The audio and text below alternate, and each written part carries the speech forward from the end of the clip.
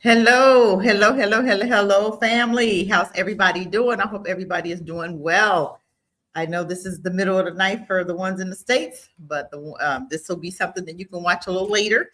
We have a special guest, of course, and we're going to talk about relationships as far as mom and boys, that relationship between those, the mom and how how boys look up to their moms and they just have a totally different relationship than the girls and the moms. It's totally different. I only had girls. I didn't have boys, but Miss Lorraine has boys. And I'm sure she knows the difference and she can tell the difference, but I only had girls, so I can only tell you the part about the girls. But I wanted us to talk about this very important relationship between mom and boys, because some of us women need to understand what's going on with that mom and boy relationship even after marriage, how the mom still has a lot of influence, and a lot of times these young men are marrying women that remind them of their moms. I wrote a book, it's called A Mother's Love, and we in one of those chapters I talked about that mom and young man relationship. A lot of times, if you are a dedicated woman and you really want your marriage to work, a lot of times you have to talk to the mom, because the mom will tell you exactly how to love her son. And I know sometimes we look at that and you go, no, sometimes, it takes two, and the mom has been doing it. So you gotta bow down a little bit, ladies, and get with that mom to really understand how these men are equipped, because mom has been loving them forever. So she knows exactly how to do it.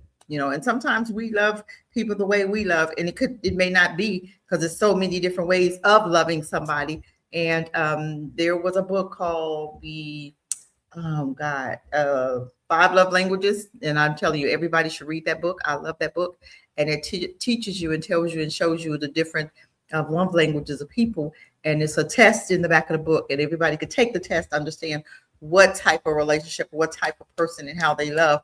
And that way, you're not loving them, because my love is touch. I'm a touchy feely person. Quality time, that's me. And if I don't get it, I have a fit. I'm just but understood that, okay? And it's a good thing to take that test before you even start dating, or before you getting into a relationship with somebody. Just understand what type of love languages that person, because it could be words, affirmation, it could be gifts, it could be touch, it could be quality time, and I think one more is service. So you never know. Just you bringing a card home, or bringing a candy bar home, or bringing a shirt or hair underwear home to your husband, that could make a break of a relationship. That lets them know that's their love language. And a lot of times, if you're loving them that way, a relationship tends to work a little bit more, because sometimes for me, yeah, I may be quality time and that may not be his love language. And I'm thinking, I'm giving you all I can, I'm giving you all of me, and you're looking at him like it's not enough. And he goes, no, that's not my love language. Not even understand that's not his love language. So you're speaking your love language, but not his. So this book, and I tell everybody, get this book. It's called The Five Love Languages of Marriage and Relationship.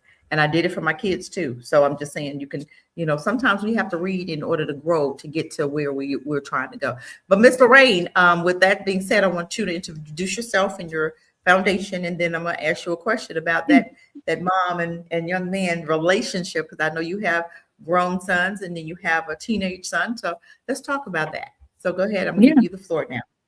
And thank you Yes, for my coming. name is, of course, I'm always honored and privileged to be a part of your live streams. My name is Lorraine Brown, and the foundation that Cassie's talking about is Graceful Guidance Ministries, where I help and train and coach parents who have special needs children. I come into homes, I go into schools. I even work in the clinics. Back in the States, I did that.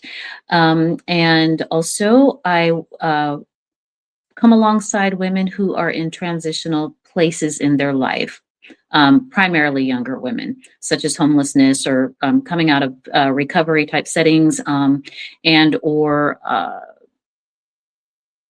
situations where they've had abusive relationships. That's great experience being a parent, and that's parenting sometimes. Yeah, So that yeah. you an edge on, because a lot of them, a lot of these young women didn't have the parenting, or the, I don't want to say the right kind of, what kind of word am I using? a great example, a great influence, a great role model. So, and you coming in having that parental, and that love that you have and the softness that you have, which is amazing. I'm telling you, I would be like, girl, come here. You be, sweetheart, I need you to do. And that's an amazing part of Lorraine. I would be like, Laura, I would give the look. Lorraine would be, sweetheart, I need you to come over here and I need you to do this, this, and this. And I'd be like, look, I don't have time for all them words. All them words.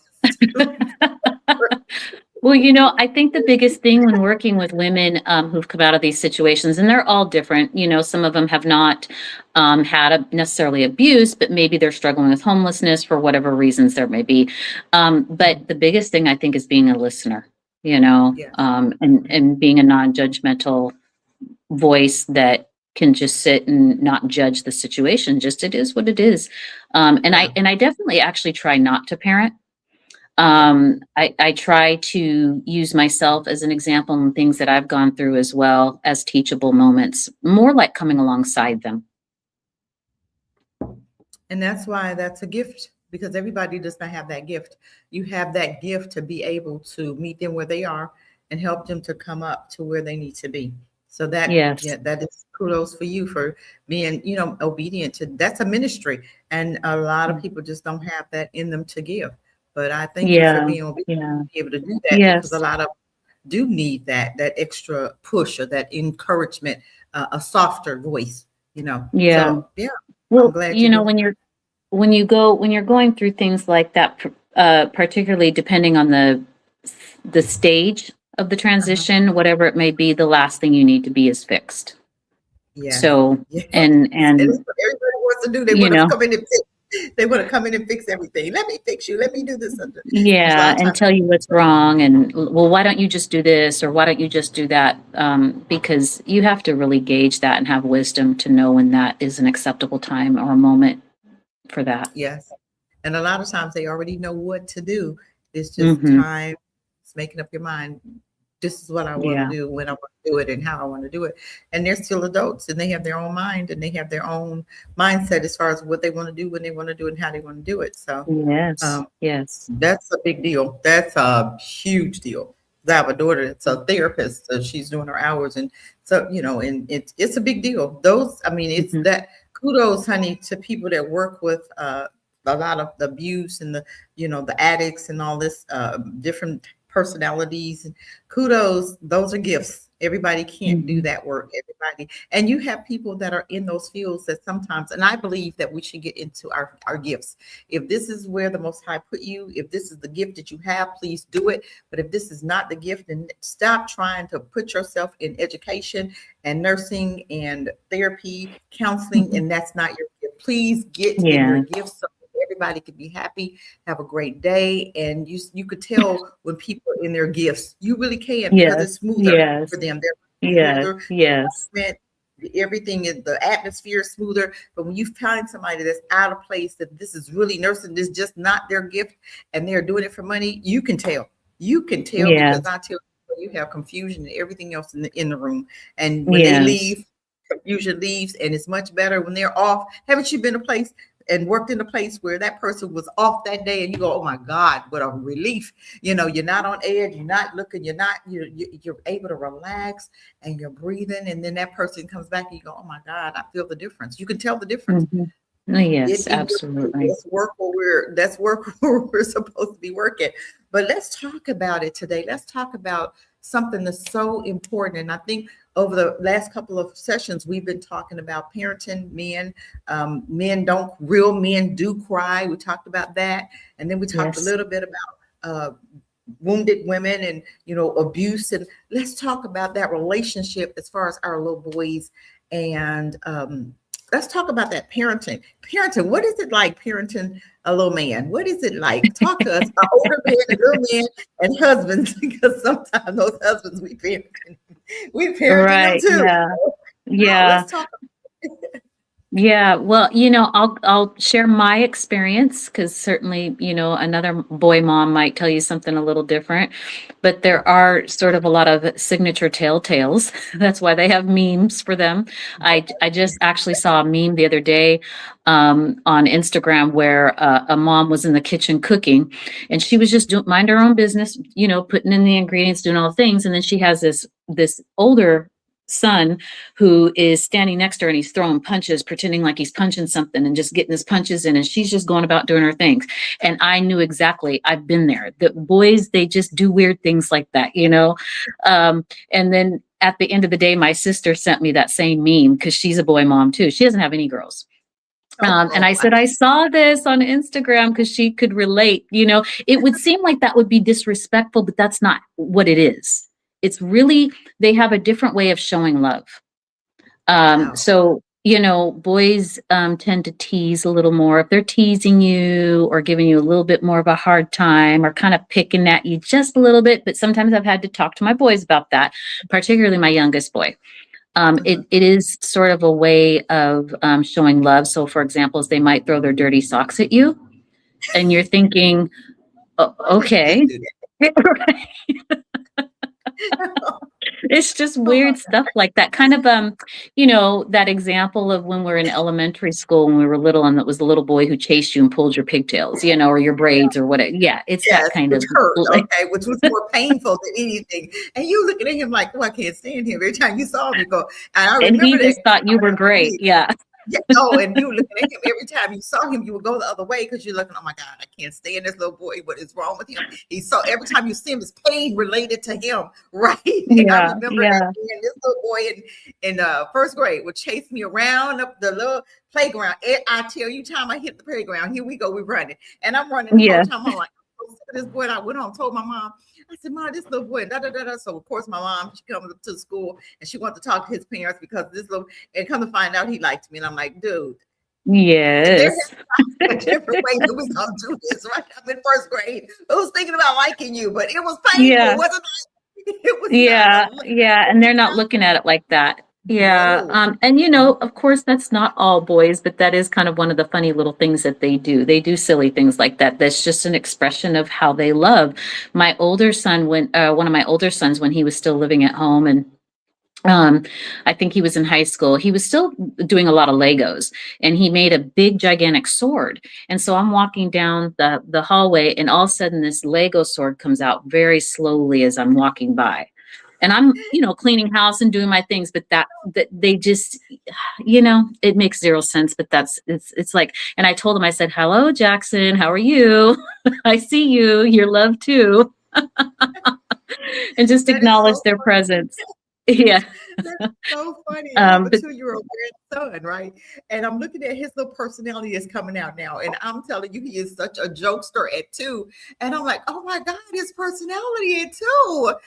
My daughter talks to certain things, and I'm like, where'd that come from? And she said, Mommy, he's so funny compared to, because I had girls. I had no boys. So I had no experience with boys. So, but I can see his little person jokester. He's a jokester at 2. And I'm like, wow, that's going to be really amazing to see when he's older. I said, my daughter's in trouble. Yeah. She's so serious. I'm like, girl, you better like that. Yeah.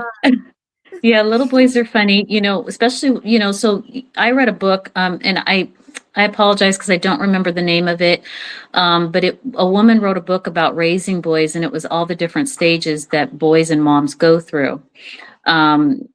Because when they're first born and, the first 3 years, a lot of them, not all of them, they can be quite babyish. And that's the best way I can describe that. That may not be the right words, but they're just not as, little girls have a tendency to be a little more independent when they're babies and, just kind of a little more advanced. And it takes boys a little longer to kind of pull away from mom.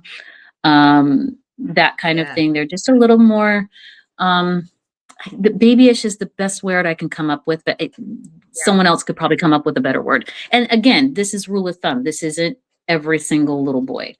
And then they start getting a little more independent, a little rough. They like to play a little rougher. Not all boys like to play rough, but a lot of them do. And it's a form of love language for them. My youngest son, who's now 15, I have a nephew who's 15 as well. When they were real small, toddlers, they would run into each other and bash into each other and hit the wall and laugh. And little girls don't do that kind of thing. And I just looked at them because I knew that that's what boys do. They Wow. that's how they say, hey, what's up? That's how they bond. It's so funny. I missed all of that, huh? Journey of Life says yes, and then she says, very true. I have 2 boys. Okay, Journey. Oh wow. I could not imagine. So all this pain I went through earlier on messing with these boys was because they were playful. Oh God, this is something good. This is something good. Go ahead, continue on. Yeah. And so, that again, that's just stages, and they do start to get a little older and gently start to pull away from mom. And if dad's in the picture, they might be more aware of what dad's doing.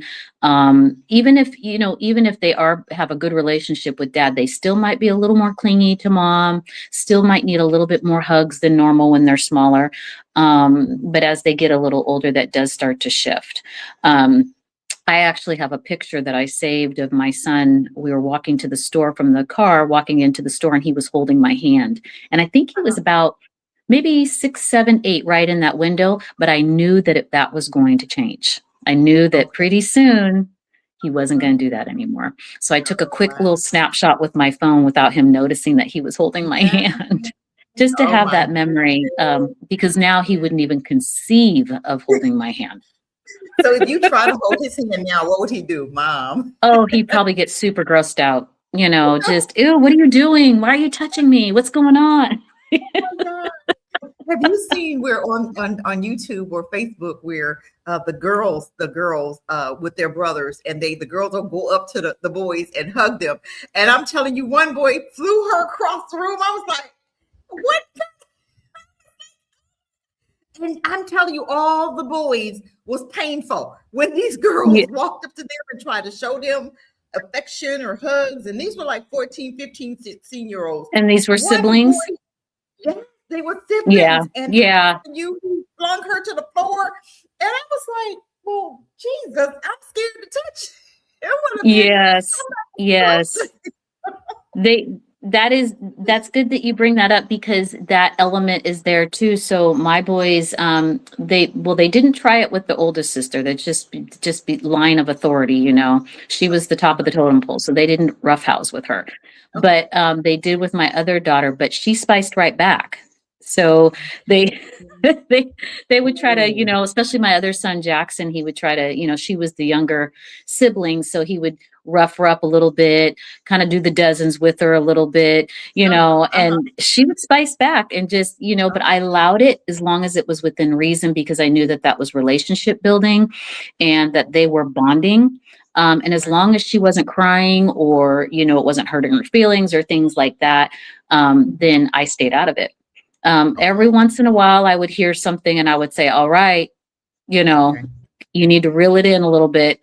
Yeah. But, because I seen the teasing part, okay, because I had an older cousin and boy, he would tease us so bad. Sometimes I'd be like, oh my God, you would almost hate to see him coming because he would tease you so bad. If he knew anything about you, you was gonna hear it, later. Oh my God. And it'd be like, oh my God, please don't tell him because or you would not even want to talk around him. You knew you was gonna hear it later, or you was gonna get teased about it, or because I used to suck my thumb when I was little, right?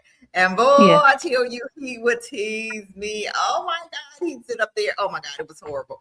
And I was afraid of the basement, so he'd lock me in the basement. I was like, oh my God, he would torture me so bad, but he was older. So I was like, oh my God. Yes, that sounds like a boy. They can take it too far. My mom has stories of her brothers pinning her down and like loogieing, making her think they were going to loogie on her face by pinning her down. She's screaming at the top of her lungs, and the minute it gets to her face, they suck the loogie back up. Boys are like that. They just take it too far. They take it too far. Oh my God, I could not Torture imagine. stories of younger sisters, yeah, and younger brothers too. Some younger brothers will talk about, and not all boys are like that. Some boys don't like that type of play and that type of teasing and don't really enjoy that testosterone side, that more aggressive testosterone. That is Did quite you have normal, but one? all Did you have one that didn't? Did you have one that didn't I like the did, teacher I did. that My was my more oldest serious? son, Oh, my oldest okay, son who was so I have a daughter, she's the oldest, and then I have a son underneath her. And that is my son who's on the spectrum, but I don't think that that had anything to do with it. I think it was just okay, personality. He just wasn't interested. Even with his dad, my husband would come home and he would kind of spend a little time with the kids. And Jackson loved to wrestle, but not so much Roman. Roman wanted to be a part of the scene, but he didn't want to actually, physically pretend like he was going into a cement wall, but really it was the couch cushions. It was like no, that's a little bit too yeah, rough for no, me. it's not his love language. No, Okay, no, wow, Roman didn't he didn't care for that much. So but his dad saw that and would still pick him up and talk to him anyway when he was younger and those kinds of things. So he met him where he was at. It just wasn't his love language. okay, that's good. Yeah. That's good. That's so weird how two same boy, I mean same mom, same dad, and just totally different, totally, or just the same family and just be totally different. And that's all the kids. You had five kids, right? I have five and they're all different. And all different. All Wow. Isn't five that different something? personalities. Yeah, Wow. yeah. Wow. So So have I you kept all the same rules. okay, They yeah, had to yeah. adjust to my rules. Okay. So as far as love languages, how did you know that this one love language is this? This is what I did with this one, or did you just, because I hear parents say, "Oh, I just love them all the same," and I'm like, no, you can't love them all the same because they're different children. One needs Yeah. this and one needs a hug and one needs you to, a gift and one needs hey, I'm gonna clean your whatever for you, or every child is different. So when I hear people say, "Oh Yes. my God, I just Yes. love them all the same," and I'm like, no, you're not, that's not a good fit because they love different for one and they Yeah. need the love a different way. And you have to Yeah. find out that love language because I see a lot of kids who say, "Oh, love me," and you look at that and you go, "Well, but it was because not that she didn't love them, but she didn't love them their way. She was loving them her Yes. way. And if they Yes. were touchy Yes. feely and she brought them gifts, that wasn't filling his love language, his love tank. So Right. let's talk about Yes. Yes. let's Absolutely. you know Well, when we got married, we talked about, our children were planned, and so we had some discussions, especially having Black children.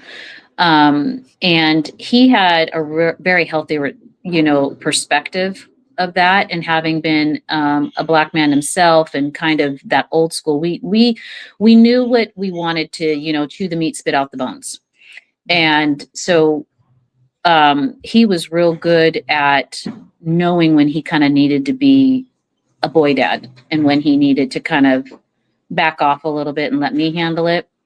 Particularly in the earlier years, he was never the type of dad to tell the boys to not cry.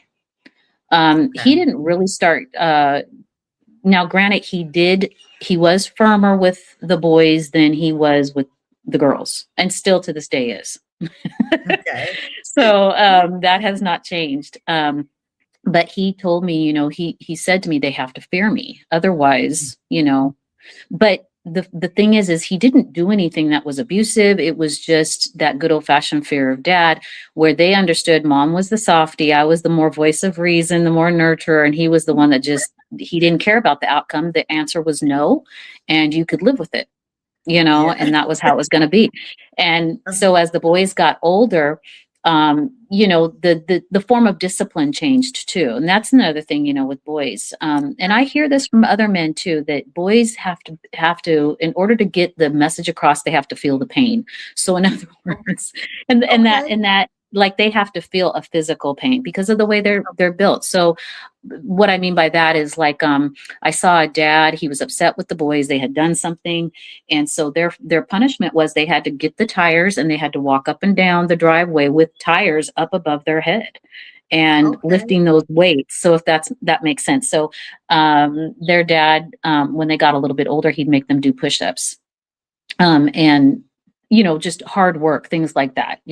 Of course, we took away privileges, but when they were older, that was just a more, what's the word? It worked, I guess. I was looking for a word, but it was a better form of discipline for them to get a message across, rather than, I mean, we would still take away privileges, but they had that physical piece that just was like, dang, I don't want to do that again. That kind of hurt.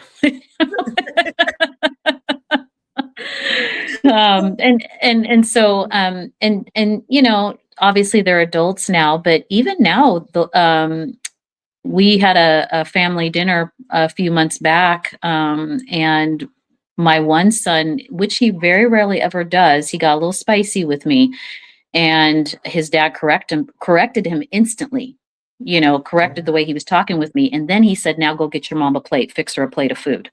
So on top of it, you're going to serve her, Yeah. Yes. Awesome. That's good. Yeah. That's good. And that's good training for them because, I don't know if he'll get married, but they need to see that, that's just not how you do women. And in my case, they didn't see they didn't see any abuse. So my sons have not been exposed to that.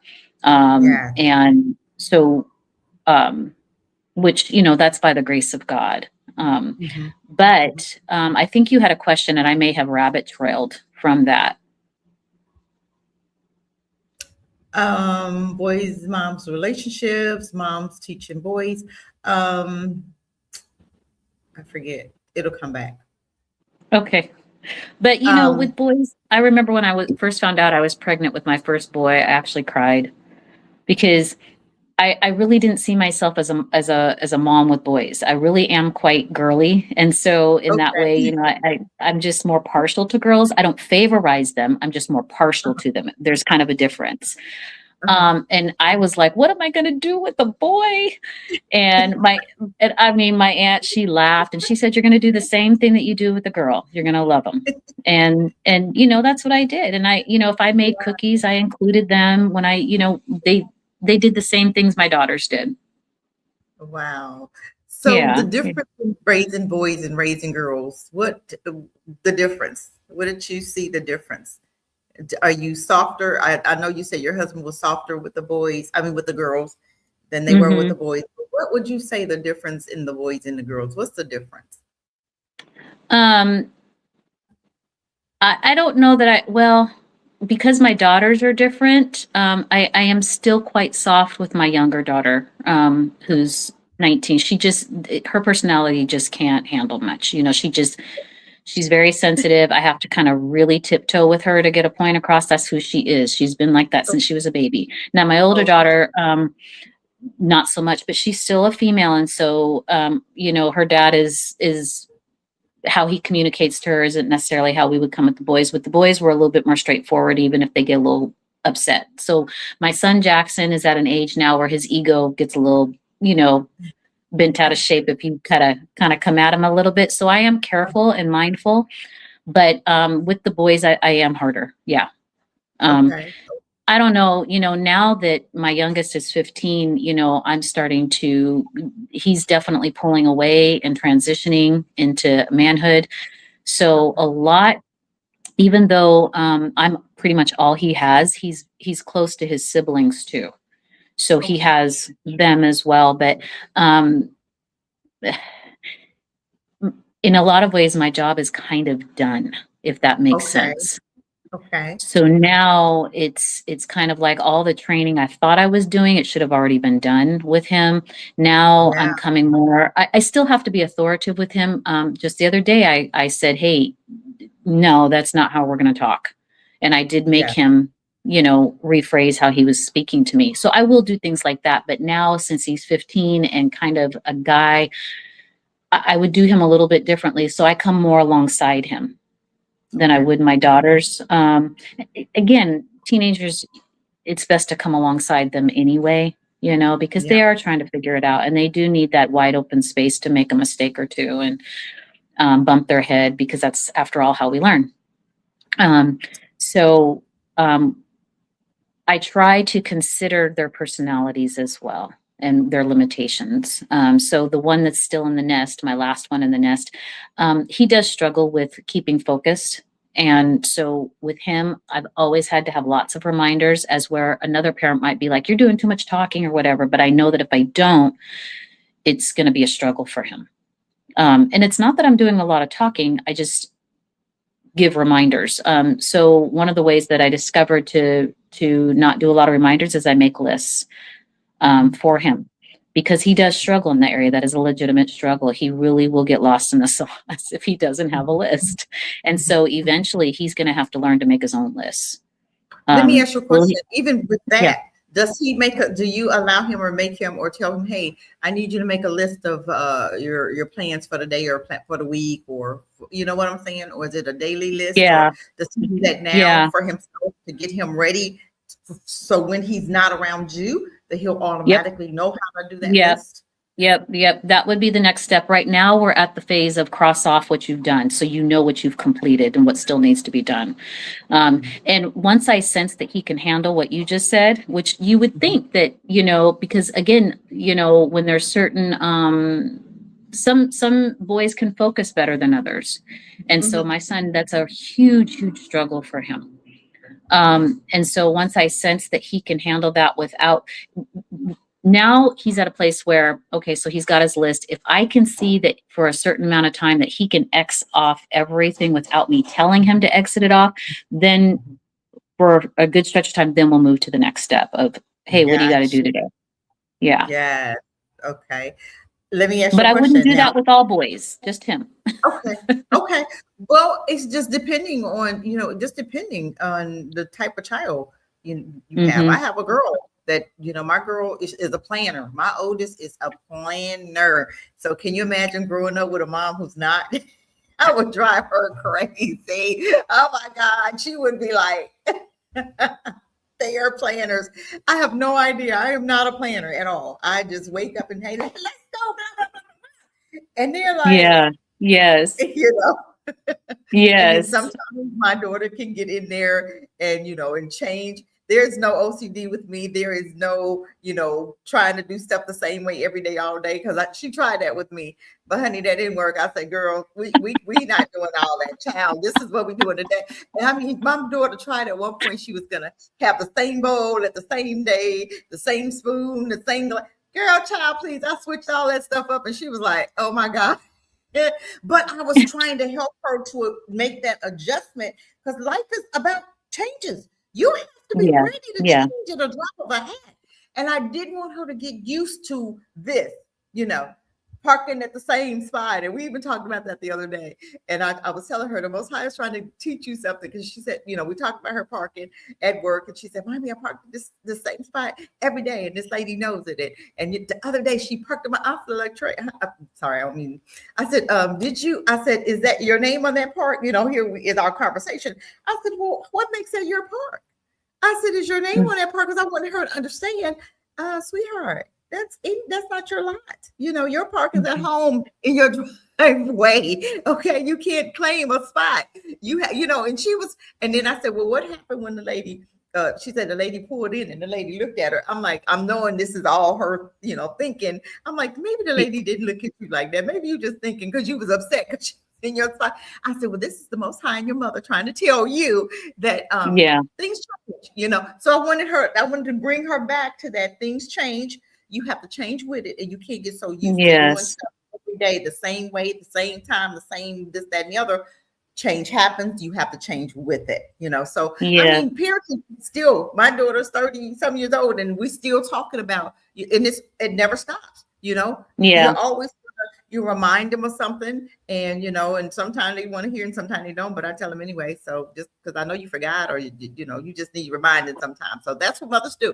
Even though we're friends, friends is not like it's still a mother-daughter, but I'm not the mom. I've already done that part. Now I can be the friend, and I can kind of help her through some things. Because I remember my kids would ask me, hey, what would you do about this? I wanted them to start thinking for themselves, because I'm not gonna be here all the time. I need you to think about that. What would you do in certain situations? So parenting is a big deal. I'm telling you, you have to You have to teach your children to be independent and you back it up and them thinking through some things. But even with that, do you believe that having a boy from the age 0 to 10 is the mom's job, and then from 11 to 20 is the dad's job? Did you feel that way at all? You know, as far as teaching and training, because I know that, you know, I look at single women and I'm like, it's hard, and they don't have a man. It's so hard to teach a little boy how to be a man if you've not had a dad, okay, being a woman. And I'm kind of glad that I didn't have sons because my dad wasn't there. And I don't know how I would have created a man out of this little boy who, you know, see me sitting down, you know, peeing. How do I teach him to stand up? You know what I'm saying? So it's things that I can teach a boy, and I'm so glad. But I figured, you know, how do single women do this when they don't have the man around? You know, give them some suggestions. Or how did you handle it? Or what's your thoughts about that when they're 0 to 10 and 10 to 20? What's your thoughts? Right. Well, I wasn't a single mom with my boys until later. And so with my youngest, he had visitations with his dad and all the things. So there was parental involvement. So that's a really, really hard one, because if you don't have a trusted man who's mature and done the work himself, you could be making the situation worse. You know, definitely picking and choosing your environments. I know, so for example, you know, I know if you're a single mom, you probably have to go to work. For me, I would definitely make sure that the school environment is, and I know that not all moms, and I hate to even say that there's some formula or some plan, because there's just not. It's a tough job, particularly depending on what neighborhood you live in, what school district you live in. Can you afford private schooling? Are you a stay-home mom that has a home business and you can homeschool? Which, you know, it's so hard to know. I have, with my youngest, because I've been married twice, so my youngest has a different dad than my older children. And you know, I've tried looking into mentorships and things like that, and there isn't. I feel like I'm tongue tied here. I haven't ran into any quality mentorship programs in our area. It isn't to say that there aren't. I know when I was growing up, they had the boys and girls. There was a mentorship program. I can't remember the name of it, but you know, guys would come and mentor guys. And, you know, nowadays our culture's changed, things are changed, people have gotten weird. I don't know that I would recommend something like that unless you know that person really, really well, because you could be setting your son up to get abused or, you know, things like that. Yeah. And unfortunately, now you really, really have to be mindful of that. Really? All across the board. And not just our little girls, our boys too, daycare centers, unfortunately, churches, youth groups. Oh even at the schools. It's so hard to trust right now. So hard right now. And you can only do the best you can. Yeah, we're talking about, and I really wish that churches, you know, or daycares could, you know, have, or even schools have the men's program. And I remember I saw it in Louisiana, I think the Fathers on Duty, right? And they would come to the school. But I wish America schools across America would have the Fathers on Duty in every school. And I'm telling you, in this Louisiana, the city, this school was so bad, right? No, you know, these were boys that didn't have dads. And when you don't have a dad in the home, I'm telling you, I remember they had this elephant. It was where the male elephants were away from the family, the women, you know, the female and the baby elephants, and how experiment, and the elephants, the men were taken away, and it just had the women, I don't know, women, I'm gonna just say it my way, women and the babies together. And these babies begin to grow up into little teen elephants, right? And the teen elephants begin to terrorize everybody else because the man wasn't there, right? So they saw this and they said, okay, let's just bring the men back. And those men begin to get those baby elephants in line. And I'm telling you, this is this was so normal to what we need as humans in the Yes. home. Yes. Ladies, we need the men. I don't care if you're not married to him, you had a baby with him, you keep that joker around. Hopefully we are making better choices. We talked about this in the other previous lives. Yeah. That you are healed and you are picking men that can be dads, that can be fathers, that can be protectors, that can be providers, that can be security, that can be teachers, mentors to your son. Be very careful. Yes. Let's choose wisely. Stop having sex with these men that you meet them today and you having a baby tomorrow, and then you come to find out that fool crazy. Let's stop doing that. We have careful. This is why it's time to get healed up before you get out of high school. I'm talking about in elementary, in middle school, in high school. Yeah. Be mandatory heart check classes, so that we ladies and men can check to make sure that we're healthy adults, because you got a whole lot of unhealthy adults having babies and ruining lives. Do you understand me? Childhood is so important. Childhood is so important. I cannot say this because if you don't have a chance as a child, you ain't gonna have a chance as an adult.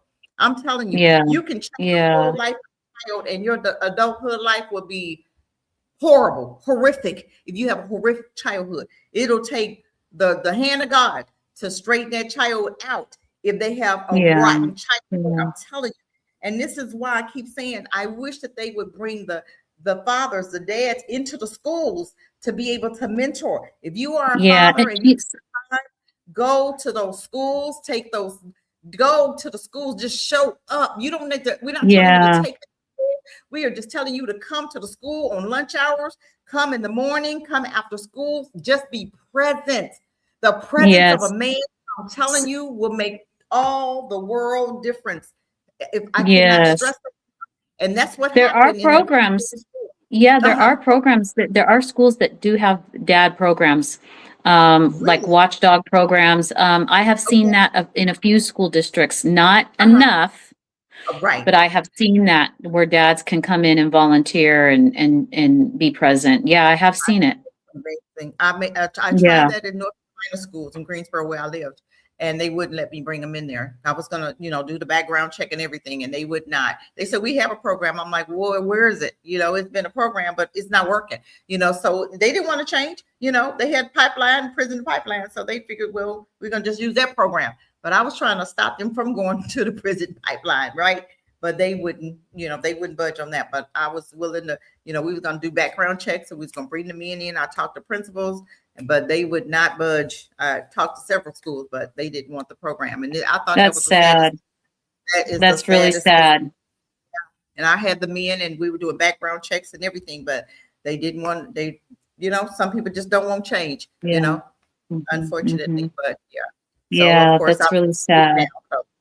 But I would have thought if I had known I was going to be there, I was going to do the school board. I was going to get those men in those schools, but I knew I was leaving. So that was another can of worms. I was like, okay, I'm not going to even tackle that one. But that would have been a can of worms that I was willing to open, because I think it's so important, because our little babies are growing up without mentors and men in the homes. And they're missing that part. I don't care what nobody say. They are missing a huge part of that male learning and teaching and becoming, understanding how to be men, how to be husbands, how to be fathers, how to be responsible, how to be security, how to keep your home safe, how to be providers, protectors.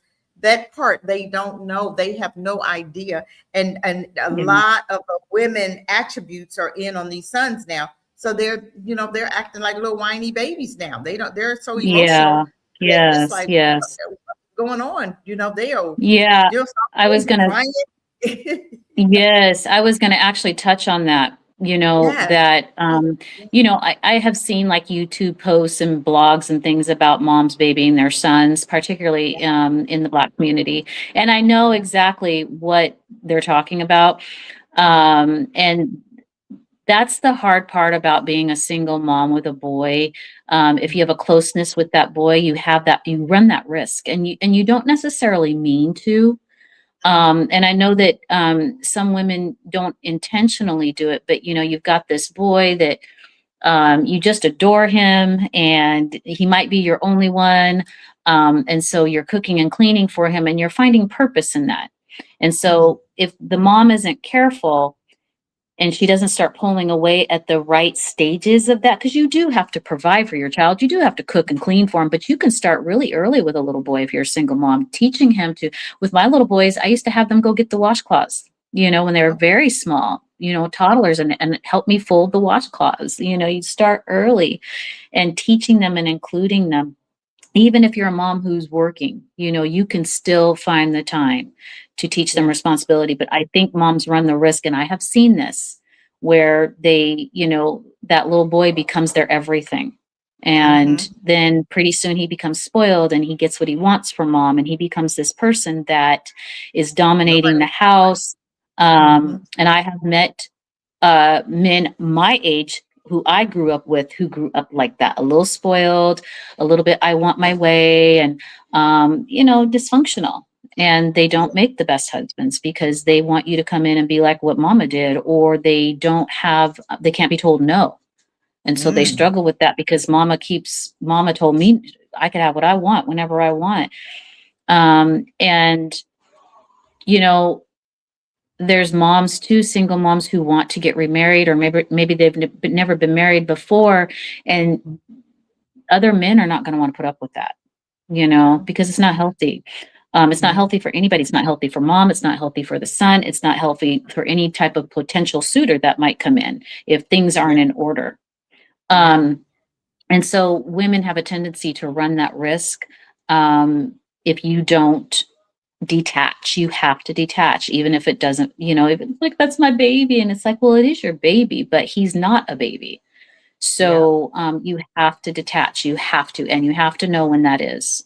You have to know when to stop babying them. But when they're still for example, my son right now, who's at home, still, I do know where some of his weaknesses are. So there's areas that I might be a little softer, just because I know it's that fine line of, yikes, if I don't handle this a certain way, I could actually cause damage.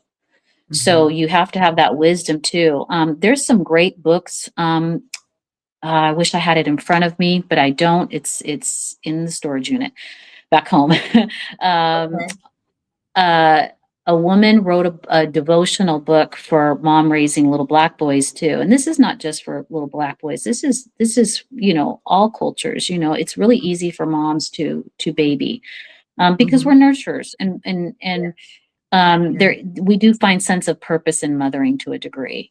But she wrote a devotional about praying for her son and different things about boys, temptations that they may have. That's the other thing too that's hard with having boys, is they have different temptations, all the same temptation. Maybe one of them is, all of our children run the risk of being sexually active before marriage. But for boys, it looks a little different. And so you have to start having those talks a little earlier, maybe not, depending on his maturity level. And that might look different, And one of the things I say to my son is, he's still a little bit young, but, with the girlfriend thing, I tell him, I said, remember, that's somebody's daughter. And so you think about how you want somebody treating your little girl, and think about that as a daddy, how you might feel. Now, he doesn't know necessarily what it's like to be a dad, but he can imagine, he can think about that, and he can sit with that, and having that be his measuring stick of how he treats girls, so I'm not saying that he's perfect at it, but it does plant seeds of approaching girls and, having crushes and thinking they're cute and all those things. But I tell him too, he's at an age now, and I started this a little earlier because we homeschooled. And so when he was real young, I found moments where I would tell him, you need to be able to have a job. You have to be able to provide. If she wants to go out and work, that's totally fine. If she wants to stay home, you need to be prepared for that. So, he might meet somebody, especially with the girls that are coming up now. A lot of them, well, I don't know, it depends, but a lot of them, are going out to work and whatnot. But you do have a generation of girls his age that are still young and at home, that are homeschooled girls who are being raised to be mamas. They are being parented intentionally, and not because that's wrong, but because it's the right thing to do. Now, Yeah. if they choose to go to work, they still will know how to come home and cook and clean if they have a mate share in those responsibilities. And if they want to go out and work, come home, they still know how to be a mom, and not necessarily expect the daycares to raise your children, because that's a Yeah. problem too. Absolutely. Absolutely. Want to say hello to a few people. Forecast, thanks for coming. Matron, thanks for coming. And Karma 804, thank you for joining us. Want to talk about that. You said something about I've seen where the little boys or older 14, 15-year-old whose mom were overprotecting and they Yes. were a little overbearing, how these little Yeah. men, 14, 15-year-olds, would not even let them date. They would run the potential mates off, so that we have to be careful with that. Even like Mhm. you said, having mama's babies and, these little boys being the mama babies and, and you allowing them to run the house. Literally, a 14-year-old, 13-year-old is telling the mom, I've seen that. Telling the mom what to do and telling the mom, no, you can't do this. And what are you doing? And how long you going to be out? You're acting like the man of the house. I understand that. But you can't be the boss of the house that you're not paying for. You can't run off potential mates. But I've seen that happen, like you said, a lot of And boys will try it. I'm glad you brought that up, because boys, because of their nature, because of how they're built and how God designed, they will do that because they're supposed to, but they yes. can't do it with mama. that's where And those say that again. They that's that can't do it teachable with moment. mama. You have to Right. do it in your own home. Yes, You- yes. And they're really exerting, that's a natural growth behavior, in fact. It's actually Okay. quite natural. Okay. But they have to learn boundaries with it. That, oh, I see that you're concerned about where I'm going, but really having those talks of like, but listen, I'm grown, I'm mom. You can do that when you get married, or I wouldn't suggest you do that with your wife. I suggest you don't have that attitude at all about where you're going. But Yeah. I understand it because it's that testosterone kicking in and they're growing and there's hormones, but they definitely that has to be nipped right away. Wow. But I see Right a away. lot of women are not nipping that. They are allowing them 13-year-olds to run the house, to be the man of the Mm-hmm. house. And I'm like, honey, those are not your husbands. You know Nope. what I'm saying? So No, ma'am. like you said, No, you ma'am. have to nip that. Because now I've seen to where you can't even call the woman. You can't even, walk up to him and say, hey, without the son mean mugging him and, about the, beat him up because he spoke to his mom. And I'm like, that's Yeah. not cute. Like, ladies, that is Yeah. not cute. You will Yeah, be I by know. yourself And for the rest of your life. some of that's that male dominant stuff, that that's such a fine line too, because in some ways he should kind of do that, but it can be done if it's done with grace. A potential suitor coming in is going to see, oh, if it's done the right way, he will see, Right oh, way. this boy loves his mom. They have a good relationship. Now, if he's coming out acting a hot mess, that's going to be a whole different category. And we know we've But seen that too. I do think it's okay for a boy to kind of check out who's mom with, and is he good for my mom? And he just needs to understand his place with it. That he can't make choices for mom, but it's okay to say, hey, mom, I saw this about this guy. That's just kind of what I saw. I'm not trying to tell you what to do, but that made me uncomfortable, that kind of thing. And there are boys who do speak like that. Absolutely. When you were talking about that, it made me think about the other day I was on the trike with my son. And even when we were back in the States and I was driving, he would backseat drive. And, I'm thinking, that's crazy to me because you don't even have your learner's permit, It's just crazy to me. Oh my God. That's too funny. So with him, him in particular, not so much with my other two boys, but this one in particular can be quite critical. And so I've had to have teaching moments where I've let him know, hey, first off, that's not appropriate. I understand that because he's a boy, I understand where it's coming from. Again, it's that male thing that it's normal, but it's got to get checked. So Mhm. because I'm a female, he's exerting his dominance. And so, Right. you know, I've told him a few times, there's been times when he's done things that have actually hurt my feelings. Okay. And I've said, you know, when you said this or that, that did not make me feel good. And so, you know, if you don't like what I have on, or if you don't like how I did my hair, you need to keep that to yourself. That's not Okay. appropriate. And don't do that to any woman either at all. That's good Not that you just me, checked but on with me. any woman. Don't do that. So when we were driving on the trike, there's been a few times. Now, granted, I've done some crazy moves on the trike. I will cop to it. Oh But my God, I can um, imagine. you know, it still isn't a license for him to criticize how I'm driving or question me why I'm driving. And so again, it's that testosterone coming out a little sideways. You just have to correct it. So I've told him, I said, we're going down this road. I don't want you saying one thing about, and you have to be firm and be upfront. Be upfront. Boys I'm can glad take you it. said Be that. upfront. I'm Don't so tell glad me you what said to do. that. Yes. I'm Yes. grown. I've been Yes. driving for 30 years. I've got Yes. this. And when I want your opinion, I'll ask for it. Mhm. So, Mhm. you know, and you know what? I do ask sometimes, how do you feel about this? What do you think? But Yeah. again, within boundaries. Yes, yes. And I think people need to understand those boundaries and make sure you have them, because for one, when they first start overstepping, you need to check that behavior in the beginning, not you that it's not. It's Yeah. hard to reel that in, but you let that go Yeah. once or twice or 2 or 3 times, you're gonna have a mess on your hands. That's when you see those Yeah. mama boys and those overbearing little boys who's running, It's running the whole yes. house. I remember one time, my husband, he had a son, right? And I remember this was way back when we first got together. The TV man came or something. We had moved, and I had just moved in. We were just, first little, stage. And the TV guy came, and he was doing the cable, right? And he, the guy, him and the guy and I were talking, right? And he asked me a question, and he stepped in, and I was like, and the guy looked at me, and I looked at the guy, and I looked at him. I'm Cassie. I didn't have boys. Okay.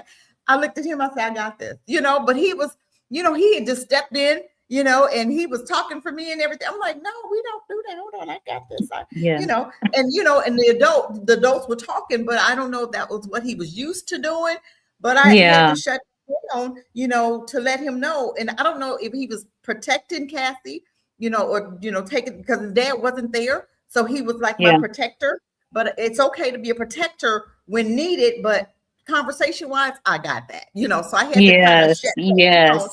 But if I had enough, I think he could have ran on with that, honey, and he would have been talking for me for the rest of the relationship, But, and that's what women have to understand. When you see it and it's dysfunctional, you have to stop that behavior. You can't just let stuff go, like Yeah. that. They have to know that they overstep, because if you don't say anything, it's going to continue to happen. Let Yes. me Yes. read. Forecast said my mom was way too overbearing. Forecast. We're gonna have to talk about that. That's what he was saying about his mom. But my thing, even if you have an overbearing mom, and I'm sure has your son probably thought that you were, overbearing. Have you guys talked about that, or have you ever asked him, hey, or has he said, Mom, you're doing too much? You know how kids do. Mom, you're doing too much. How do you handle that when he tells you that? It kind of depends. On occasion, he'll say something like, "I can do it" or whatever, and I back off. Okay. I don't say anything. I just back off. I let my son do things like put together fans and put parts together, box. If I go get something at the store and it needs to be put together, I let him do it, or I'll ask him to do it. And I do that with my sons, all of them, really. Yeah. I find things that I know are good teachable moments, and I keep that on the forefront. But he's at an age now where if he feels like I'm being some kind of way, I definitely perk up and listen. And it's okay for me to disagree with him. Mhm. One of the big disagreements is technology. He thinks he should have all the time in the world in technology, and I all the time in the world, no. Absolutely So not. yeah. So that's something that, last night, in fact, we had a little incident, and he said, I let him express what he thought my concerns were. Okay. And I said that, and I supported how he was feeling. I didn't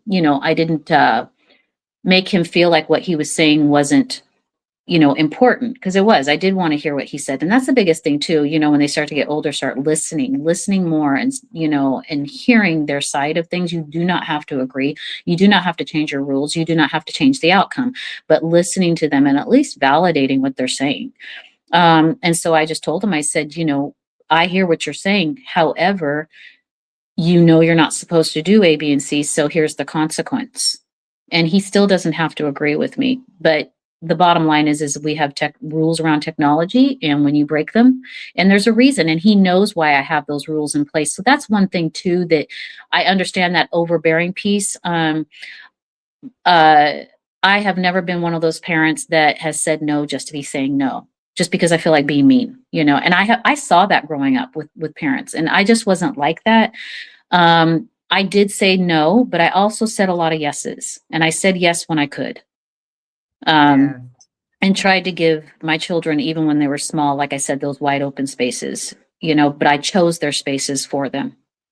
And now I can choose spaces a little bit, but I can't necessarily choose their friends. I can't, but I can create spaces where they can choose friends in those spaces, because there's going to come a time where he's 3 more years and he's going to be an adult and able to make his own choices and choose his own spaces.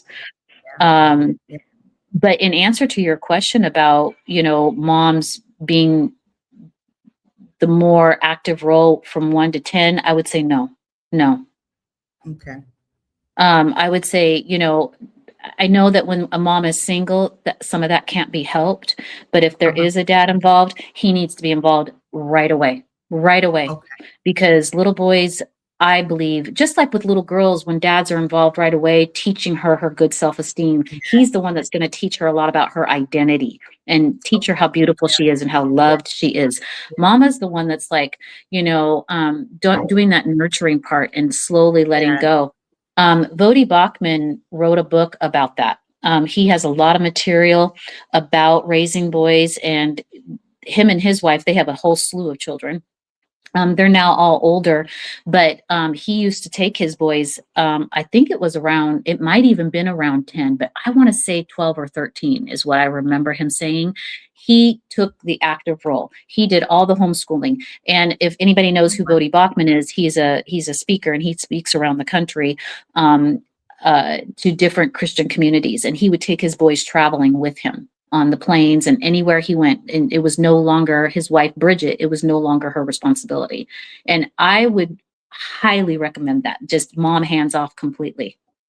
Wow. Even if it's hard to watch, because that's your baby. I know. Yes, I know, yes. but he has to be taught. He has to be taught Yes. how to be independent. He has to be taught how to make good decisions and, all the things. And if he has a good dad role, that's so Yes. crucial to his own well-being, and you're loving him by letting him go, Yes. I wish you could see so my daughter that. She got a 2-year-old, and I'm telling you, I'm like, oh my God. I'm like, I but know they're so I cute. They're so Mom, cute. you raise girls. I'm like, I raise kids, okay? So I know that girls are boys, period. I think she goes, no, boys are different. I'm like, but you still have to give them that independence. You know what I'm saying? Yeah, You can't particularly always, boys. Particularly boys. And I'm not saying don't give girls their independence. I'm just saying with boys, start them off early, really teaching them, that, hey, I'm not your servant, I'm your mom. Yeah. And because boys can very quick, in fact, I just said it this morning to mine. I showed him how to cook some bacon. I don't eat pork, but he wanted to have some bacon. He hasn't had it in, probably 10 years in his world. But I was teaching him how to cook it on the stovetop. And, it got to where it was kind of like he was just letting me do everything. And I was like, no. I was He could have got you on that one. Yeah. And I said to him, I'm not your servant. You need to stand and watch your food, and so they need to learn that. And boys have a tendency to do that with moms. It's just part of it's just nature, that is normal. We don't want to make them feel bad for being boys. It's just corralling it the right way. with boys But, but and sometimes we can stop their, bridling it but the right direction. yeah, but sometimes we can stop their growth. Even with forecast is saying, as far as his mom, she would hurt his confidence when he was younger because she used to always tell me that I would fail at different things. He said I tried to do not to be mean, but because she didn't think she could do it. So a lot of times we'll use that as an excuse to stop Yeah. our kids from doing something. And I never went to Right. that type of parent. I'm like, no, go ahead and Yeah. try it. But I would be there to catch you if you fall. But I need you to experience everything in life. I was such a free parent, but I never wanted to hold them back and make them afraid to Exactly. try anything. Exactly. Yes. And we do run the risk of that. I think a good example of that when you were saying that is that example of Waiting to Exhale, Loretta Devine, her character with her son. That's a good example that you can do so much mothering that you don't have your own, you can hold your children back from growing and experiencing life because you don't have Yeah, your own stuff going on, yeah, you know? absolutely. And then I'm gonna read another one. Matron says, it's also unfortunate that a lot of people don't have healthy boundaries with their children because as adults, they are missing that male role model. And that's so Yeah. important. I don't care what you say, Yes. growing up kids growing up without that male role model, they're missing Hard. such a huge part of, I know. oh my I God, know. such a huge part because the dad actually teaches the little girls what kind of men they want Both. later.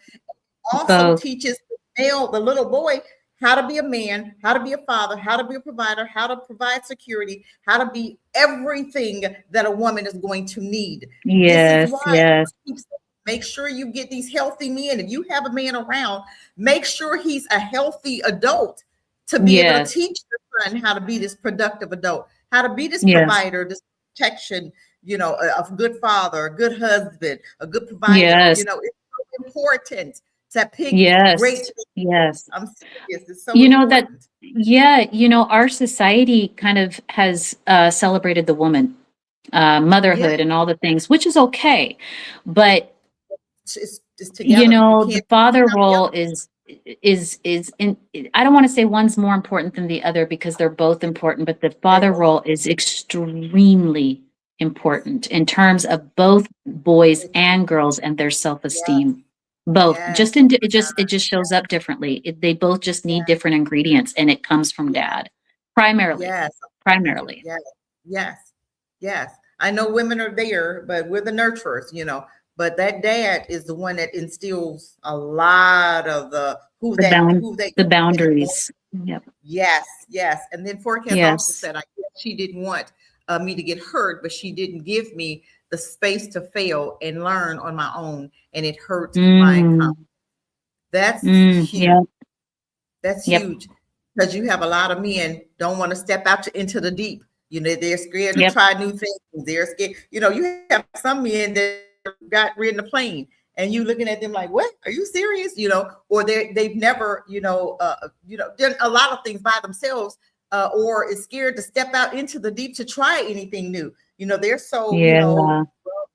and I think that is growing up with a mom who was afraid to allow them to do anything, afraid Yes. to allow them to fall and, didn't allow them to get up by themselves. And, she was always there to pick them up. Okay, well, if you're always doing that for them, how are they going to learn to pick themselves up themselves?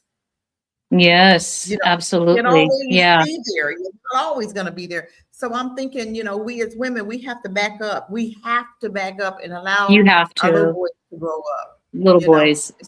Especially so little boys. important. Little girls, it's a little different. They may need Yes. mommy a little longer. My 19-year-old just joint at the hip. She's I don't know. I got a twin. It's not going away anytime soon.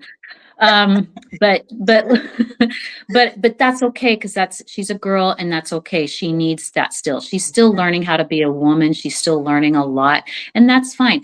But that would not be healthy with my son. So Right. if he was approaching me like she does, I would probably be like, where's your friends? Or where, What's going on here? why don't you call your dad? Yes. It would be abnormal. It would, and you know what? The good thing about it is it's great for boys to have really healthy relationships with their girls, with their moms, I mean. And my hopes was always that with all of my children, I wanted good relationships with them because I wanted them to come back. I didn't want to Yes. have children that wanted to stay away from me or didn't call me or couldn't Yes. relate to me. I want to see my grandchildren. I want them to feel like they can come to my house on Sunday dinner and not avoid me, because I'm dominating or I'm always trying to tell them what to do or give my unsolicited opinion.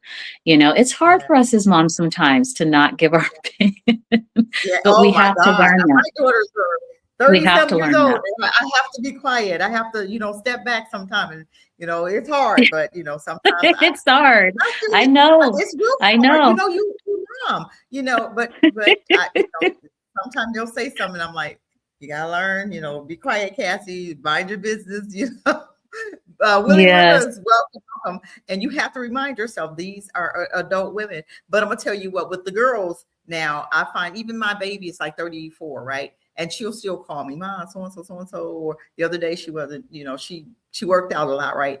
And I guess she hurt herself working out. So of course, she woke up in the middle of the night and she called me, and it's day here, and she's, wanting me to hang on the phone with her because she was, in pain, and I can't get there to get to her. But the girls still need you, even at 34, Yeah, they do. 35, 30. Yeah, these girls are different, totally different than the boys. The boys have wives, okay, but then the girls Yes. that they still need moms. It's just totally different. Yeah. Yeah. Yes. Totally. It brings us back to, the word of God where, boys leave their mom and their dad. It doesn't Yeah. say that about the daughters. It says that about the No. sons. And there's Yes. that absolutely Yes. 100% needs to happen. And it needs to happen in a healthy manner. Yes. The other thing too is, I started pouring seeds into my sons when they were small, talking about praying for their wives. Yes. And I, as a mom, I still do that. I don't know if my older two will get married, just because of, the special needs piece. Doesn't mean they won't, but I don't know that. But the son that I have in the nest, he actually wants to get married. And so, Okay. I've been continuing to pray for the wife that God has for him, if that's his path, and teaching the Yeah. boys that too. One of the other brothers in Christ started a little study with Bo, my son, who's here, and is started him on Proverbs, which is an excellent Okay. study for a boy, the book of Proverbs. And so I've just been kind of continuing it, saying, hey, read this scripture for this day, and not pounding a whole chapter on him, just a couple of verses, 2, 3, just to let some seeds sprinkle in his spirit. And planting those seeds of good choices, and I do have conversations. My son is comfortable telling me some things, and some things he's not. Some things he's only comfortable with his sisters or his brothers. But there are Yeah. times when he says things to me, and I make sure I turn on my listening ears and just let him Yeah. say what he needs to say, and have some hard conversations about women, because I've told him, I said, listen, beauty fades. Yes. And so Yes. you can't, you cannot, a lot of girls can be, and I've been quite frank, women can be quite manipulative when they want to be. So we can be experts at it, if we're not healthy, right? So I've told him, just because she's pretty doesn't mean she's a good choice. And nowadays we have to teach our boys that she may be pretty and she may not even be a she. So there's that Honey, other piece. Yeah. Lord have mercy. That's a big deal right now. Yeah. You So better definitely make sure. self-control. Yes. Well, all kind of thoughts with, oh Lord, that's dangerous right now, Yeah. today. Yeah. In some of these countries where you have the little boy he-she's or whatever, that's another story of another day. I'm just saying, but yeah, you have to be very careful. Yeah. But I just want to say one thing to the ladies about these boys, okay? Because I think sometimes, when your sons are adults and they are married, mamas, ladies, please, Yeah. I beg of you, please stay out of their marriages. Please stay out of their relationships. Stay out of them. 100%. Please stay out. And they have children. Please do not go on against with these babies. If your daughter says no to that child, do not say yes. Please stop. I hate that so bad. Yeah. With me and my daughter, she's married. She has her daughter, my granddaughter is 17 now. But even when she was 3, 4, she already knew that if mom said no, do not come to grandma. I'm grandma and I'm not your mom. I'm grandma. I cannot overstep your mom. If your mom says no, is no. Okay.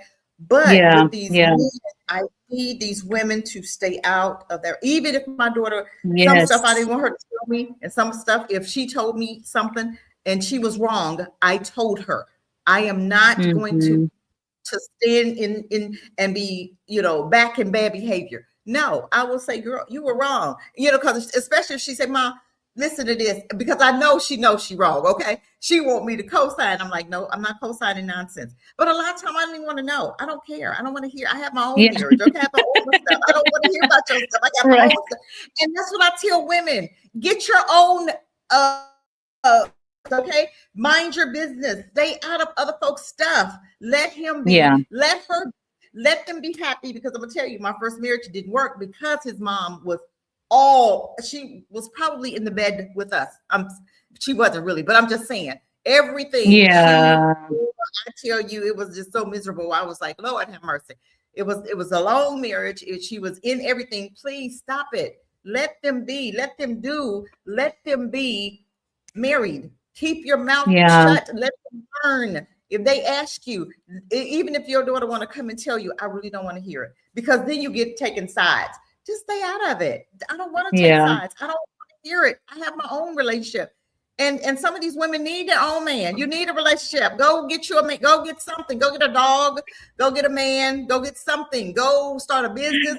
Mind your business. Get out of their marriage. Get out of the relationship. Get out of it. Stop trying to be the savior of the world when your daughter's marriage and your boy, your son's marriage, and and another thing. Stop being so hard. If some of these women think their sons are God's gift and they want to choose the mate. No, if that is who he's chosen, if he's happy with her, get out of there.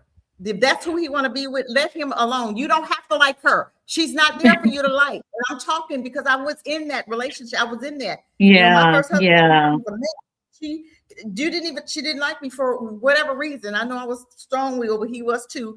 But I'm telling you, it was a mess.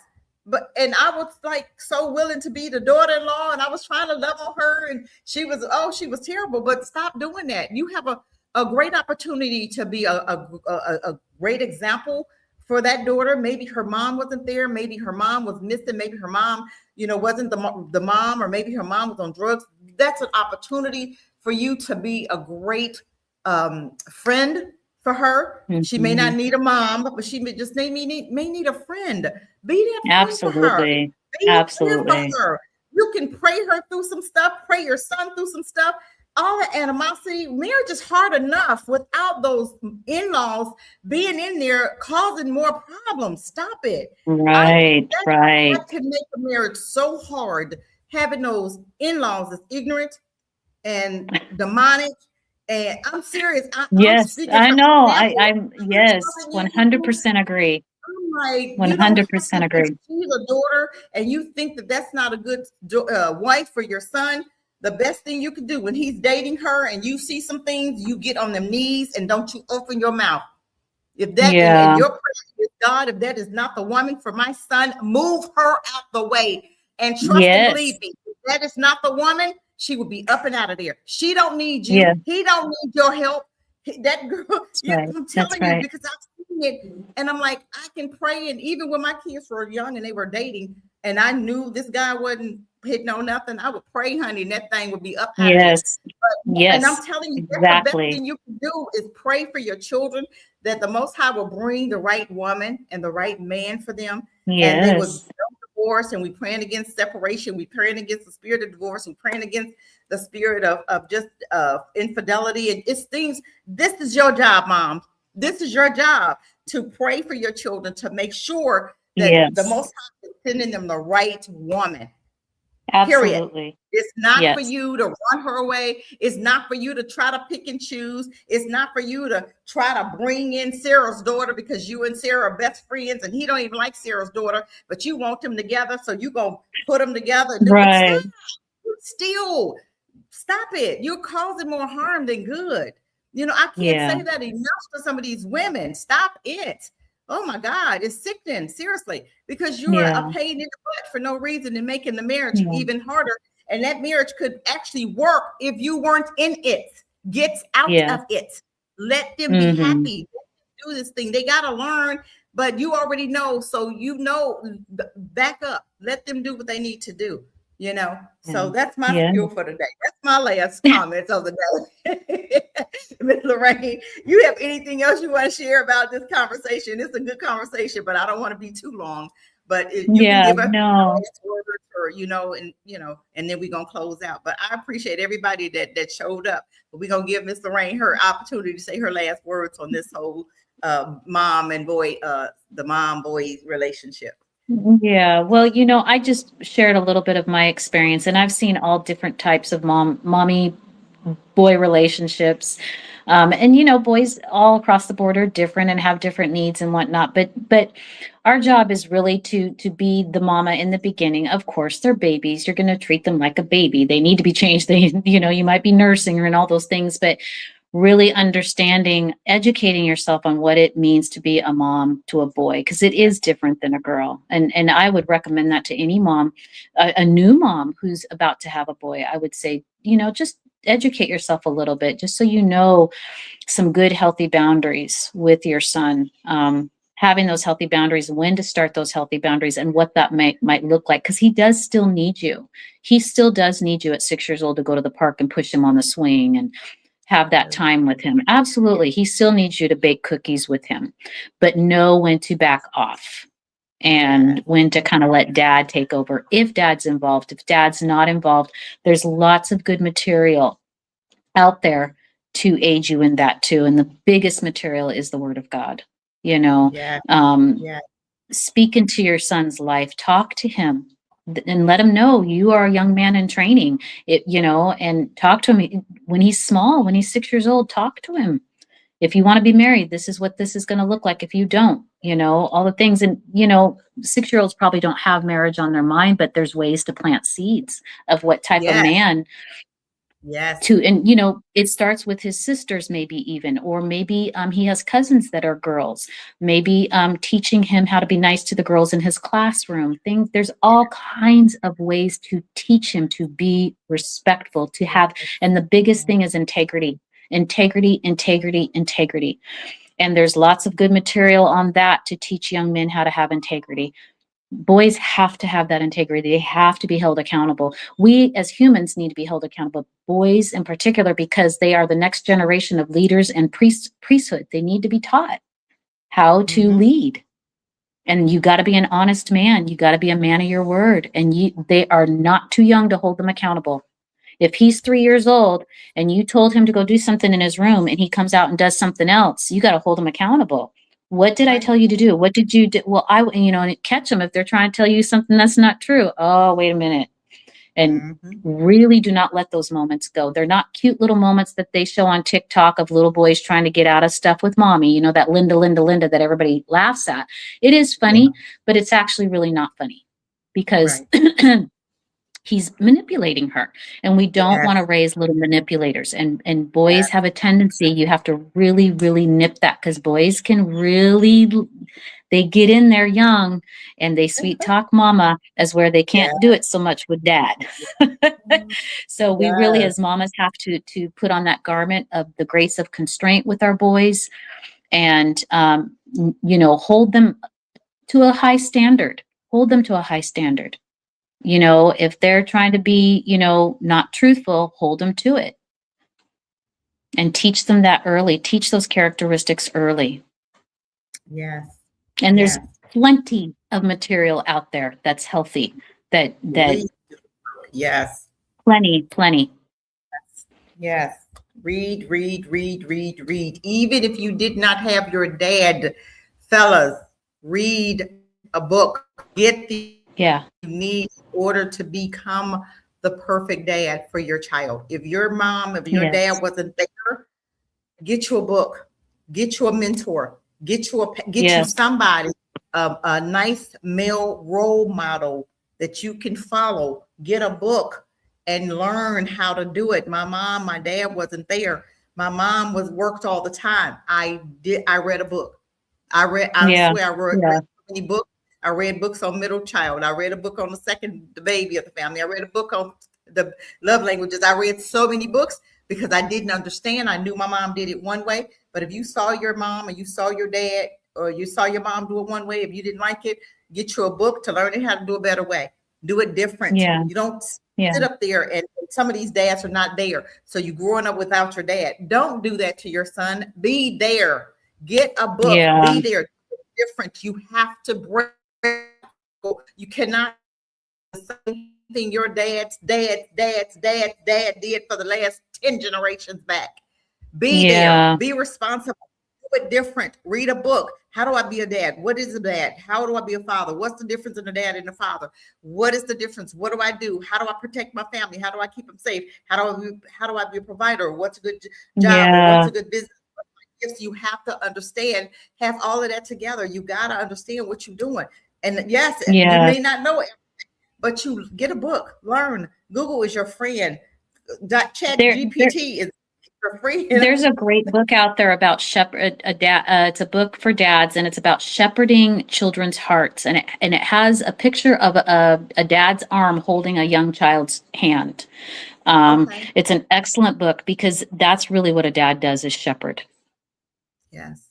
And Yes. and it's okay if you didn't have your dad involved. You can still learn to shepherd. You still Yes. can You can learn to still shepherd. you can still be a great dad. You can still do it. I'm serious. You don't, because we got a lot of dads that aren't there. But if you do the work, you can be the best dad for your son. You can do it Absolutely. totally different. Absolutely. You don't have to repeat the same cycles. At some point, those cycles got to change. At some point, you got to do Absolutely. better. At some point, you cannot continue what great was doing. It's time to do this. It's time to change the narrative now. Yeah. But Miss Lorraine, I appreciate you so much. This was such an amazing Mhm. conversation. Such an amazing conversation. You did so Yeah. well. You gave us so much information I didn't even know about because I had no boys, I had girls. Okay. Forecast said, great job, ladies. Great live and conversation. Thank you, Forecast. I usually Yeah. do early with him in the mornings on Thursday mornings, Ah, 5:30 hours. okay. So yeah, live. Wonderful. Wonderful. This is a great conversation. We're going to be here next Thursday, and we're going to talk about father's daddy's little girl. We're going to talk about that, Ah, and that'll be yeah, great. and Mr. Pastor and his wife will be here again, and we're going to talk about daddies and the father's love for the daughters and what's really needed to raise healthy young women. And this is so needed in our communities. And we're trying to talk about things that are Yes. that's in our community so that we can change some minds, change some hearts, and change the way that we're rearing our children. We just want to do it different. We want to do it better because we want healthy families. And how do we do that? We got to talk about this. We can't keep Right. sweeping Yeah. stuff. But I'm so glad that we had our guests today. Ms. Lorraine, you did a wonderful job. Thank you so much for your time. I thank you for coming. We had Forecast, we had Matron, we had Willie Rivers, we had Karma. Thank you, you guys. We also had, I don't want to miss anybody. We had one more person, which is Journey of Life. Thank you so much. I appreciate you guys for taking the time out.